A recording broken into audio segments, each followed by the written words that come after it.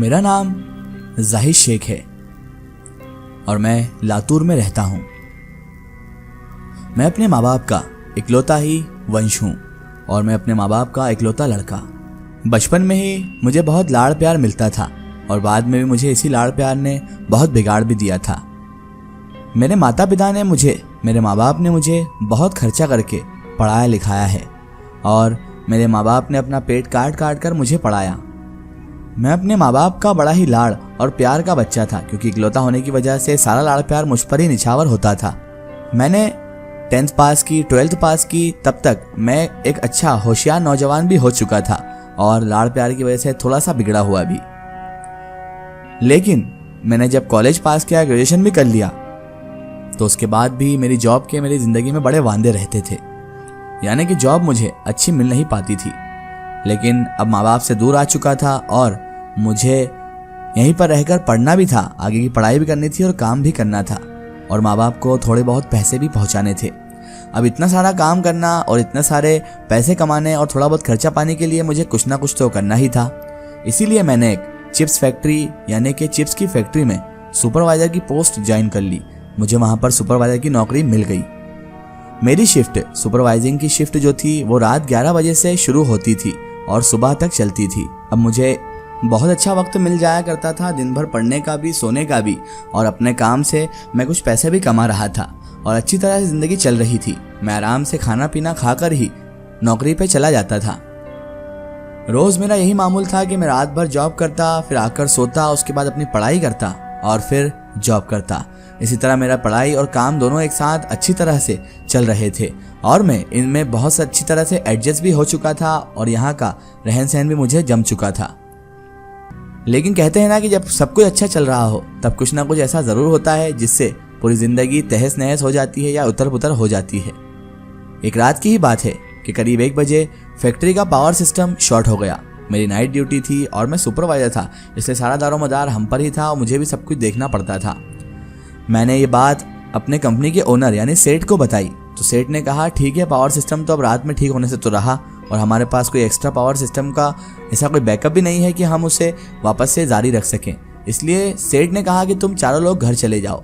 मेरे अलावा वहाँ पर 3 और लोग भी मौजूद रहते थे जो मशीनरी काम किया करते थे और मेरा काम था उन्हें देख रेख करना। बहरहाल सेठ ने बोला कि तुम चारों लोग घर चले जाओ, आज छुट्टी।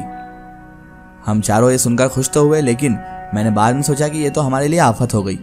वो तीनों लोग तो अपने घर निकल गए, जो मेरे कलीग थे वो अपने घर निकल गए, लेकिन मैं किसी भी कीमत पर अंधेरे में साइकिल पर घर को नहीं जाने वाला था क्योंकि मुझे अंधेरे से बहुत डर लगता था। और आपकी जानकारी के लिए बता दूं कि मैं एक बहुत ही फट्टू किस्म का इंसान था। मेरे दिमाग में हमेशा भूत प्रेत जिन्नात की ही बातें चला करती थी और मैं इन मखलूक से बहुत ज़्यादा डरता भी था। इसीलिए मैं तो घर जाने वाला नहीं था। मैंने अपने ओनर, अपने सेठ को साफ साफ बता दिया कि सेठ, मैं तो नहीं जा पाऊंगा और मुझे अंधेरे में जाना बिल्कुल बेहद पसंद नहीं है, इसलिए मैं तो अब कुछ जुगाड़ करता हूँ। तो सेठ ने बोला कि जुगाड़ करने की कोई ज़रूरत नहीं है, तुम एक काम करो, ताला लगाओ और फैक्ट्री में ही सो जाओ। तो मैंने सेठ से कहा ठीक है, और शायद यही डेंजर गलती मैंने अपनी ज़िंदगी में कर दी थी। मुझे नहीं पता था कि ऐसा करने पर मुझे ज़िंदगी भर खून के आंसू रोना पड़ेंगे। बहरहाल मैंने सेठ के कहने पर फैक्ट्री में ताला लगाया और फैक्ट्री में अंदर ही अपने सोने का बंदोबस्त करने लगा। मैंने फैक्ट्री में से ही जो एक्स्ट्रा बिस्तर रहता था कभी कभी सेठ के लिए, सेठ ने कह दिया था कि ऑफिस में से वो बिस्तर निकाल लेना और ऑफिस में ही सो जाना। मैंने बिस्तर निकाला और सबके जाने के बाद अंदर से ताला लगाया और सोने लगा। अभी मैं करवटें बदल बदल कर सोने की कोशिश कर रहा था, तभी अचानक आलू छिलने की मशीन का पहिया घूमने लगा। एक पल के लिए तो मेरी हालत पतली सी हो गई क्योंकि मुझे ये समझ में नहीं आ रहा था कि पावर सिस्टम खराब हो चुका है और कुछ चल नहीं सकता, तो ये आलू छिलने की मशीन का पहिया अचानक घूमने कैसे लग गया। मेरी धड़कनें अब तेज हो गई। मैं चिल्लाया, कौन है वहाँ? लेकिन कोई जवाब उधर से नहीं आया। मैं फुर्ती से ताला खोल के फैक्ट्री से बाहर जाने लगा। पनौती मेरे सर पर मंडरा रही थी और इसके साथ साथ मेरा बुरा वक्त भी चालू हो चुका था क्योंकि ताला अब खुलने को राजी ही नहीं था। पनौती कहीं का ताला खुल ही नहीं रहा था। धीरे धीरे मुझे एहसास होने लगा कि मेरे आसपास गर्म हवाएं चलने लगी है। सच बोलूं तो उस टाइम मेरे को रोना आ रहा था। मेरे को ऐसा लग रहा था कि मैं आज मर जाऊंगा, लेकिन मैं हिम्मत करके दूसरे दरवाजे की ओर भागा। मैं किसी भी तरह फैक्ट्री के बाहर निकलना चाहता था। अचानक मेरी नजर एक फावड़े पर गई। मैं उसे उठाकर दरवाजे पर ठोकने लगा। मेरा ऐसे करने पर एक अजीब सी घटना हुई। मेरा शरीर तहखाने की ओर खिंचने लगा, जैसे कोई अदृश्य रूह मुझे अंदर में घसीटना चाहती है। धीरे धीरे मेरे को एहसास हो रहा था कि मौत करीब है। मुझे बार बार आई बाबा का ध्यान आ रहा था। डर भगाने के लिए मैंने जोर जोर से बड़बड़ाना चालू किया। मेरा ऐसा करने पर तो वहां पर और माहौल खराब हो गया। अचानक मेरी नजर बिजली के स्विच बॉक्स की ओर गई। वहां पर एक गंजा मुंडी नजर आया। उसका चेहरा साफ नहीं था। मैंने थोड़ा और साइड होकर उसे देखा तो मेरी चीख निकल गई। उस मुंडी की आंखें ही नहीं थी और उसके आसपास घना काला धुआं था। मैं फिर एक बार फैक्ट्री का ताला खोलने की नाकाम कोशिश करने लगा। तभी एक झटके से मेरा इमरजेंसी लाइट ऑफ हो गया। अब मैं घोर अंधेरे में खड़ा पागलों की तरह चीखें मार रहा था।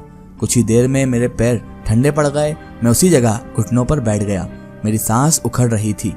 शायद आने वाली भयानक मौत के लिए मन ही मन मैं तैयार हो गया था।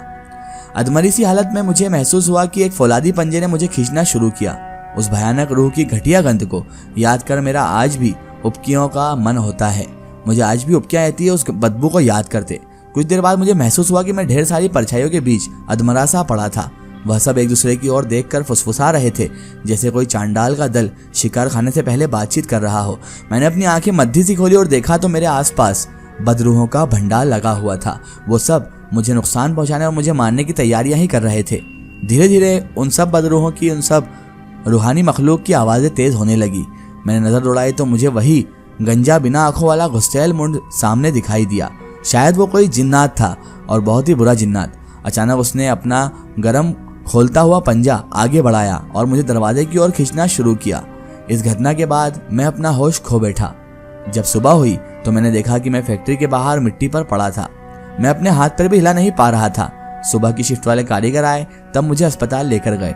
डॉक्टर बोला माइनर हार्ट अटैक हुआ है इन्हें। उस टाइम के बाद मेरे को लगातार ब्लड प्रेशर की दवाई भी खानी पड़ती है और मैं उसके बाद उस नौकरी पर जा ही नहीं पाया, क्योंकि मुझे बाद में पता चला कि उस फैक्ट्री में जिन्नातों का बसेरा है। और जो मुंडा मुझे दिखा था, जो बिना आंखों वाला खतरनाक चेहरा मुझे दिखा था, वो भी एक जिन्नात ही था, जो उन सब जिन्नातों का सरदार है और उन सब जिन्नातों का मेन लीडर है। और उसी ने मुझे बाहर फेंका था। दोस्तों, आप यकीन नहीं करेंगे कि एक भयानक सपने ऐसा मुझे सब लग रहा था, लेकिन वो मंजर आज भी मेरी आंखों के सामने घूमता है। और ये शुक्र मनाइए कि उन लोगों ने मुझे जिंदा छोड़ दिया, वरना कहा जाता है कि उस फैक्ट्री में जो भी रुका है वो मुर्दा ही पाया गया है। मैंने वो नौकरी उसी दिन उसके बाद ही छोड़ दी। ये तो ऊपर वाला ही बेहतर जानता है कि उस फैक्ट्री में क्या बला थी और क्या ऐसी मखलूक थी जिसने मेरा ये हश्र कर दिया था। ताला बंद फैक्ट्री से मैं कैसे बाहर आ गिरा और मेरे को हार्ट अटैक कैसे आ गया, ये सब मुझे नहीं पता। मैं तो उसके बाद सुध-बुध खो चुका था। ये तो शुक्र है ऊपर वाले का कि मैं जिंदा बच गया, वरना आज शायद ये बात बताने में भी मैं जिंदा नहीं रहता और मैं भी एक अधूरी कहानी की तरह उसी फैक्ट्री में सिमट कर मर जाता।